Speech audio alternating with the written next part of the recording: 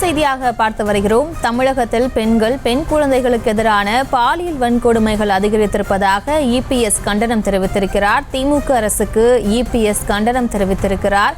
தமிழகத்தில் பெண்கள் மற்றும் பெண் குழந்தைகளுக்கு எதிரான பாலியல் வன்கொடுமைகள் அதிகரித்திருப்பதாக திமுக அரசுக்கு இபிஎஸ் கண்டனம் தெரிவித்திருக்கிறார். அண்மை செய்தியாக பார்த்து வருகிறோம்.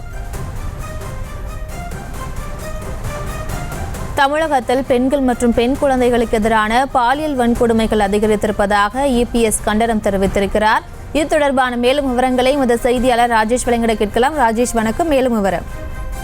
பிரியங்கா வணக்கம். எதிர்க்கட்சித் தலைவர் எடப்பாடி பழனிசாமி கண்டன அறிக்கை ஒன்றை கொடுத்திருக்கின்றார். அதில் திமுக ஆட்சியில் பெண்களுக்கும் பெண் குழந்தைகளுக்கும் எதிராக தொடரும் பாலியல் வன்கொடுமைகளை தடுத்து நிறுத்துவதற்கு எந்தவிதமான நடவடிக்கையும் எடுக்காத திமுக அரசிற்கு கடும் கண்டனம் என எதிர்க்கட்சி தலைவர் எடப்பாடி பழனிசாமி தெரிவித்திருக்கின்றார். திருப்பூர் மாவட்டம் உடுமலைப்பேட்டையில் 17 வயது சிறுமியை 9 பேர் கூட்டு பாலியல் வன்கொடுமை செய்துள்ள சம்பவம் கேட்டு மிகுந்த அதிர்ச்சியுற்றேன் என்றும், கடந்த சில மாதங்களாகவே தொடர்ச்சியாக அந்த சிறுமி பாலியல் வன்கொடுமைக்கு உள்ளாக்கப்பட்ட நிலையில் 4 மாத கர்ப்பமான நிலையிலேயே வெளியில் தெரிய வந்துள்ளது என்றும் அவர் குறிப்பிட்டிருக்கின்றார். காவல்துறை விசாரணையில் இந்த கொடூர செயலை செய்த கும்பல் மேலும் ஒரு சிறுமியை இதே போன்று பாலியல் வன்கொடுமை செய்துள்ளதும் சமூக வலைதளங்கள் மூலமாக தெரிய வந்துள்ளது என்றும் அவர் குறிப்பிட்டிருக்கின்றார்.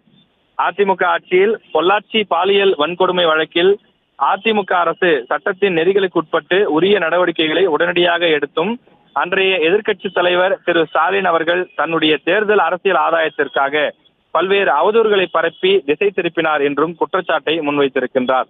அன்று தன்னை பெண்களின் பாதுகாவலராக அறிவித்து முழங்கிய திரு ஸ்டாலின் தற்போது முதலமைச்சராக இருக்கும் திமுக ஆட்சியில் தொடர்ச்சியாக நடைபெறும் பெண்களுக்கு எதிரான குற்றங்களை தடுத்து நிறுத்துவதற்கு எந்தவிதமான நடவடிக்கையும் எடுக்காமல் இருப்பது கண்டனத்திற்கு உரியது என்றும் அவர் குறிப்பிட்டிருக்கின்றார்.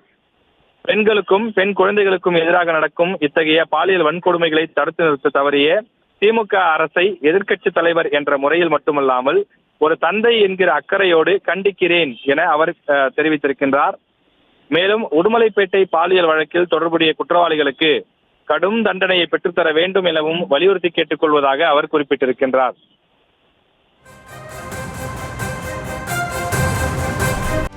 செய்திகளை உடனுக்குடனும் துல்லியமாகவும் தெரிந்து கொள்ள சப்ஸ்கிரைப் பண்ணுங்க.